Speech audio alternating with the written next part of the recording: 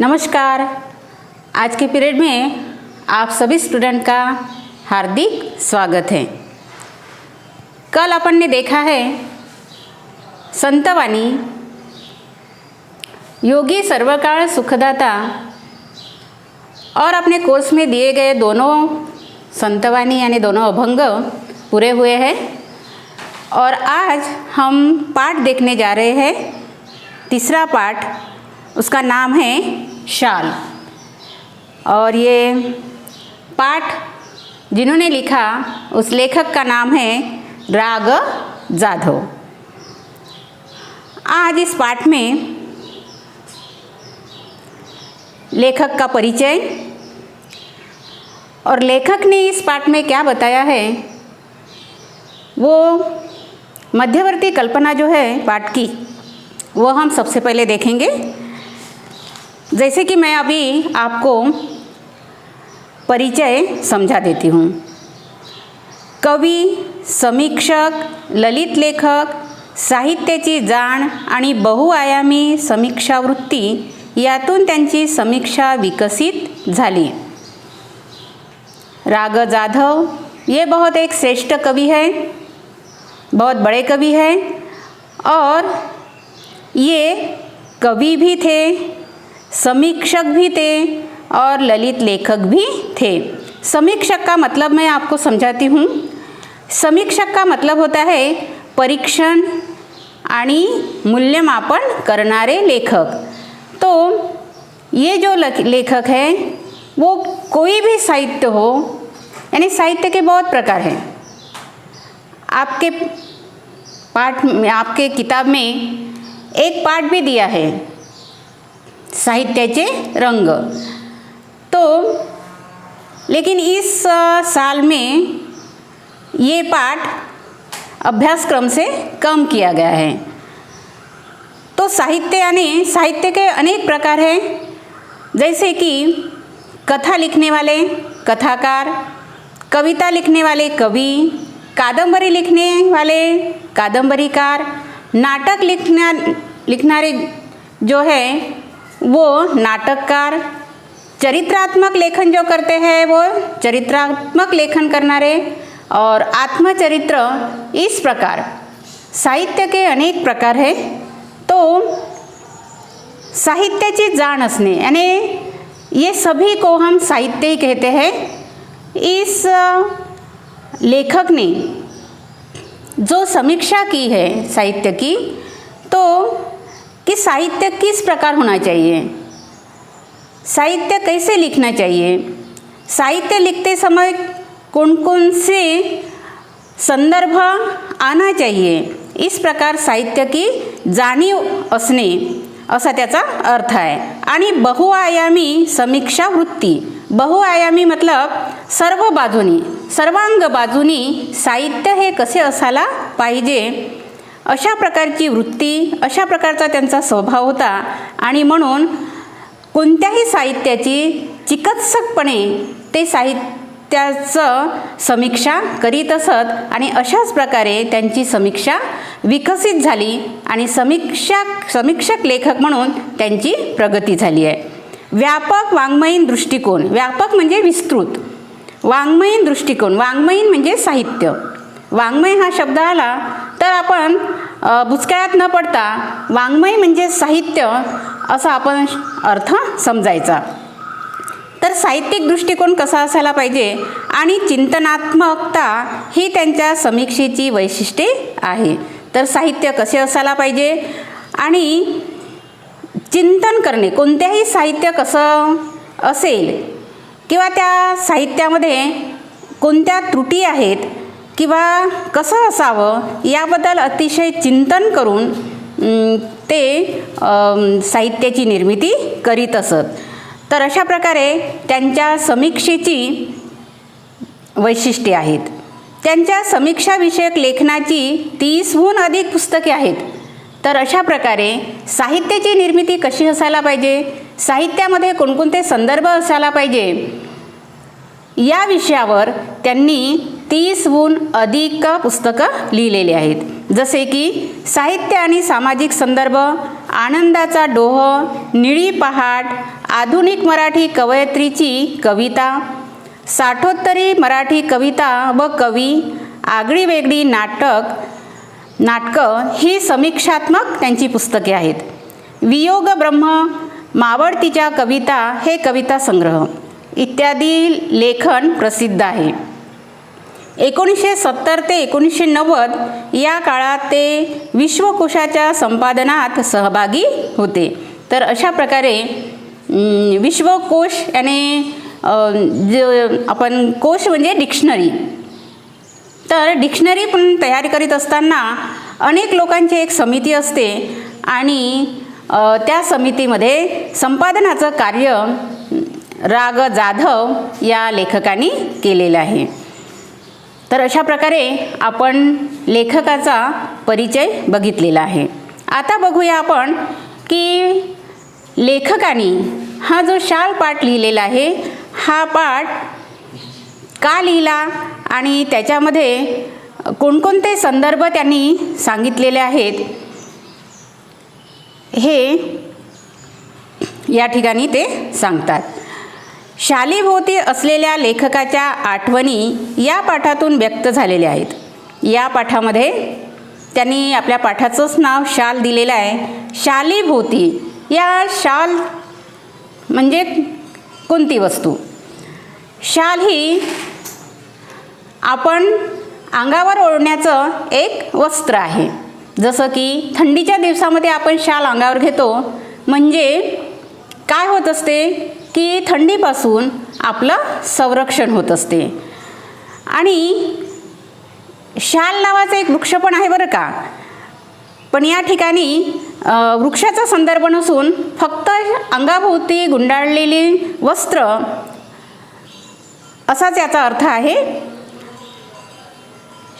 त्याचप्रमाणे फक्त हे शालच नसून शाल ही प्रतिकात्मक आहे.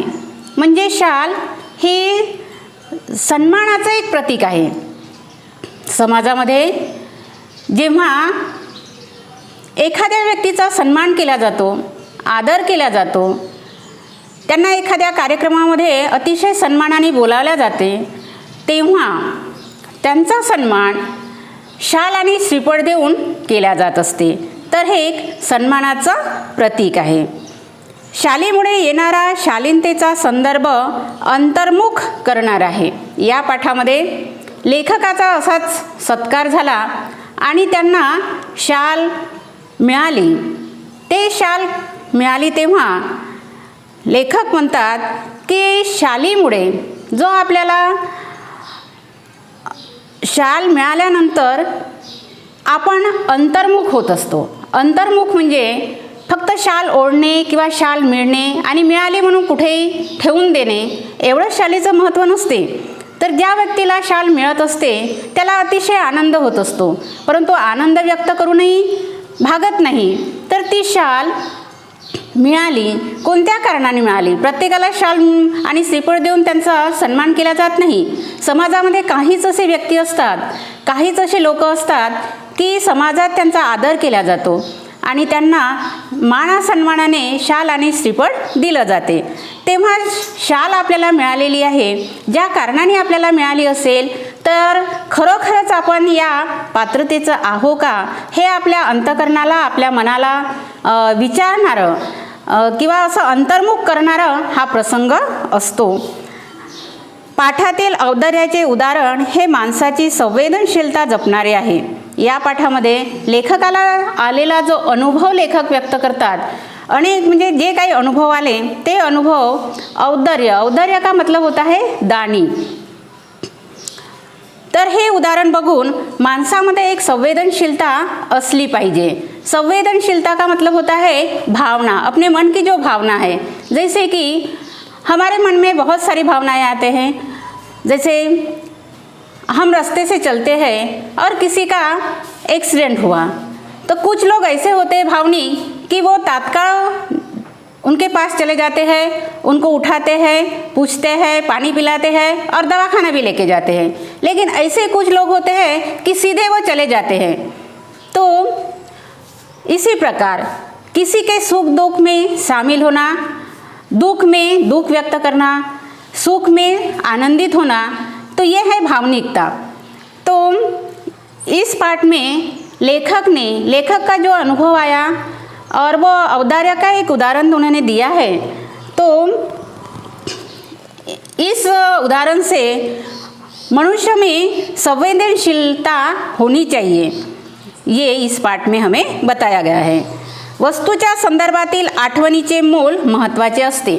त्याचप्रमाणे एखादी वस्तू आपल्याला जर मिळालेली असेल, आपल्या सन्मानाने मिळाली असेल, प्रेझेंट मिळालेलं असेल, ते कोणाकडून मिळाले असेल तरी परंतु आपल्या जीवनामध्ये त्या वस्तूचं अतिशय महत्त्व असते। मग ते लहानपणी मिळालेलं असो की नंतर मिळालेलं असो, परंतु त्या वस्तूची आणि कोणत्या कारणाने मला माझा सन्मान झाला आणि ही वस्तू मला का मिळाली त्याबद्दल आपण नेहमीच विचार करत असतो। आणि ती वस्तू जशीच आपल्याला दिसली तर आपण तात्काळ भूतकाळात जातो आणि तेव्हाचं जे सुख आजही आपण अनुभवतो।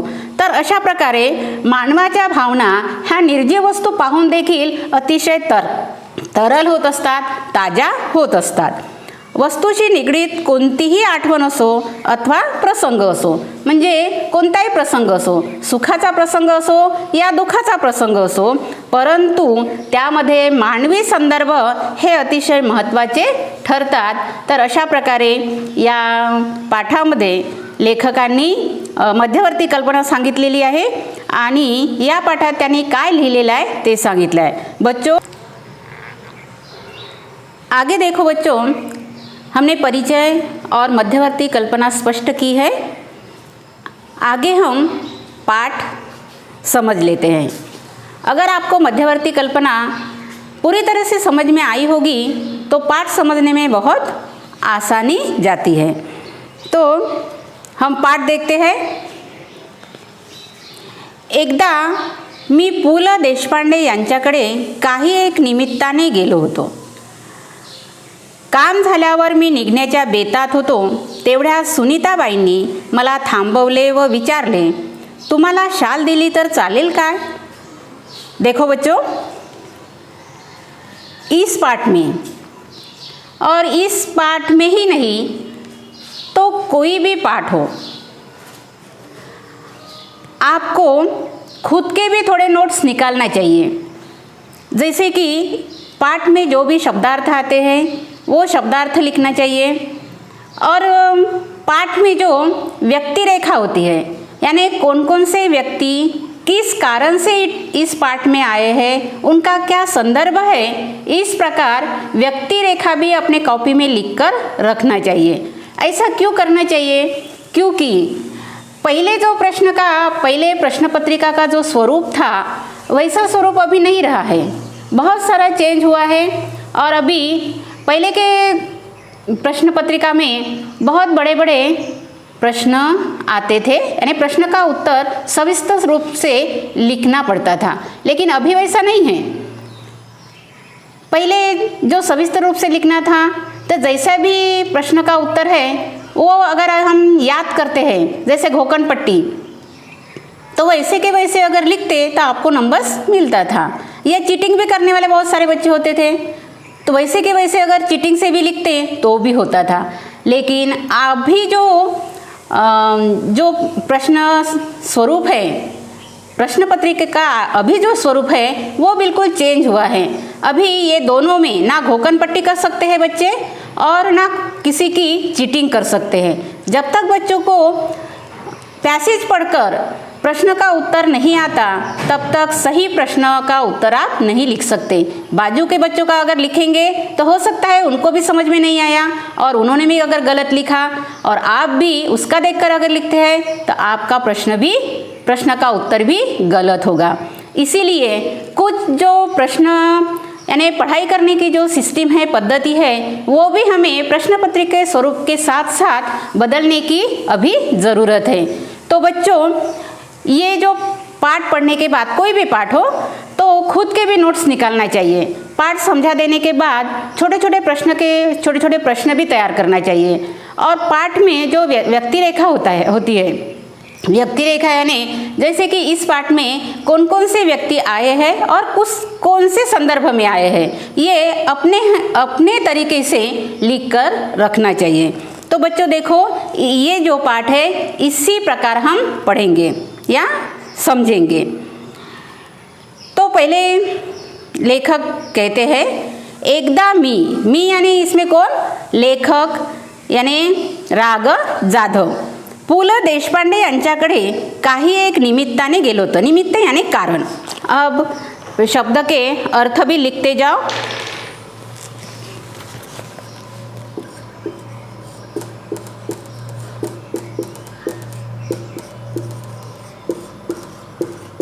निमित्त यानी कारण।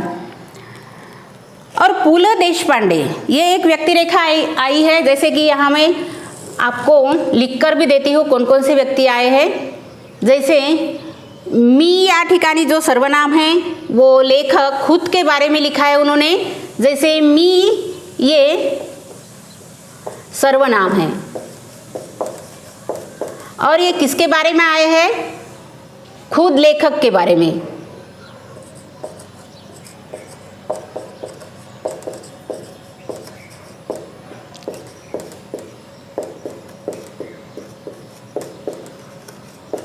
राघव जाधव।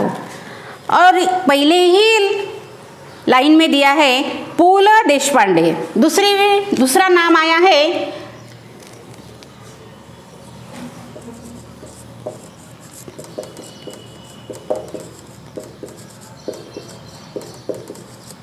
पु ल देशपांडे। तर लेखक म्हणतात की एकदा मी पु ल देशपांडे यांच्याकडे काही निमित्ताने गेलो होतो। आता पु ल देशपांडे हे सुद्धा अतिशय नामांकित असे लेखक आहेत, अतिशय नामांकित लेखक आहेत, अतिशय श्रेष्ठ असे लेखक आहेत। आणि हे राग जाधव यांचे मित्रच होते।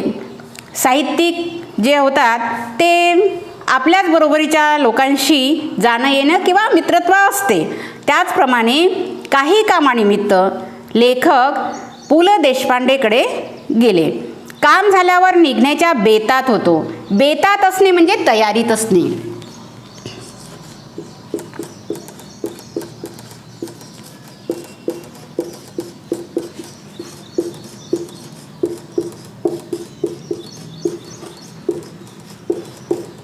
बेतात असणे म्हणजे तयारीत असणे। काम झाल्यावर मी निघण्याच्या बेतात होतो, तेवढ्यात सुनीताबाईंनी मला थांबवले व विचारले, तुम्हाला शाल दिली तर चालेल काय?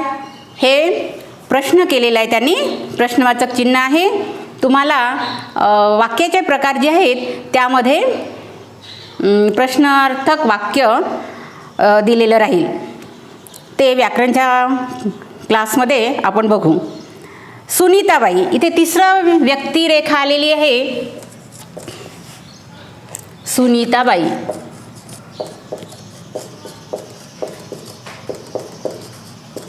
ह्या आहेत पु ल देशपांडे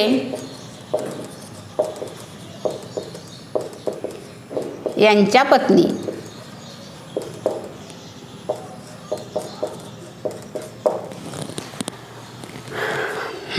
तर हे तुम्हाला समजलं असेल की लेखक म्हणतात की एकदा मी पु ल देशपांडे यांच्या घरी काही एक कामाने किंवा काही निमित्ताने गेलो होतो।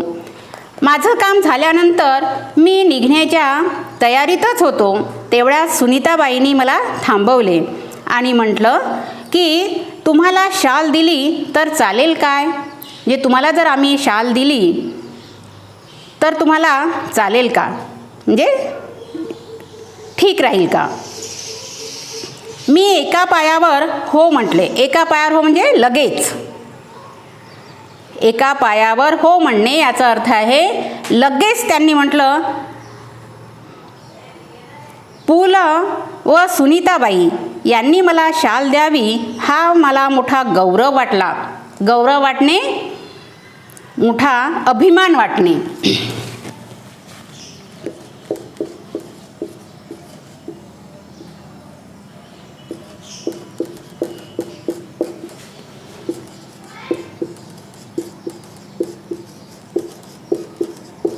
अभिमान वाटणे.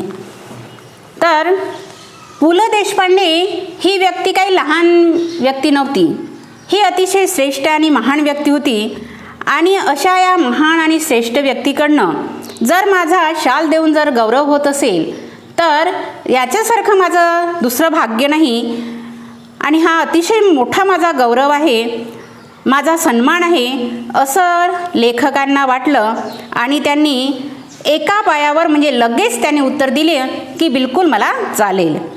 ती शाल मी माझ्या खोलीतल्या सुटकेसमध्ये ठेवून दिली, वापरले मात्र कधीच नाही.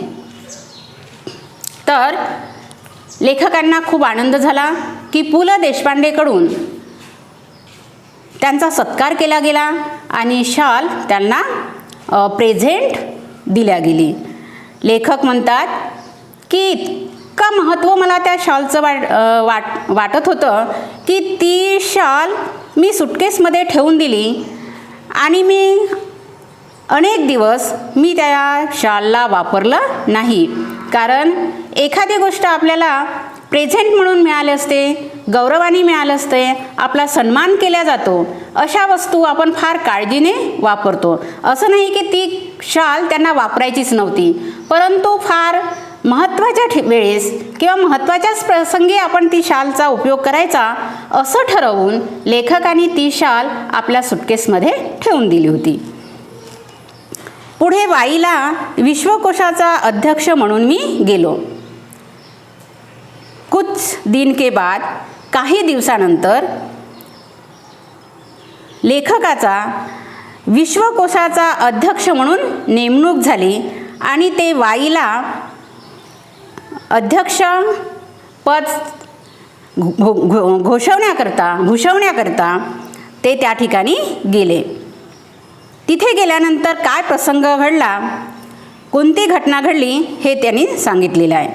तिथे नदीकाठच्या प्राज्ञ पाठशाळेच्या खोलीत मी राहत असे.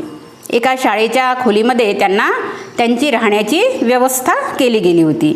खोलीच्या दक्षिणेकडील खिडक्या कृष्णा नदीच्या चिंचोड्या प्रवाहावर होत्या. तर त्यांची जी राहण्याची खोली होती, त्यांची जी राहण्याची व्यवस्था केली होती ती कृष्णा नदीच्या चिंचोड्या आणि निमुडत्या. चिंचोड्या का मतलब होता है निमुडत्या.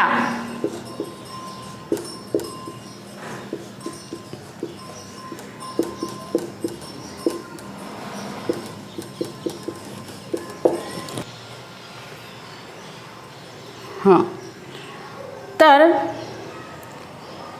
लेखक म्हणतात की माझी जी खोली होती ते कृष्णा नदीच्या काठावर होती.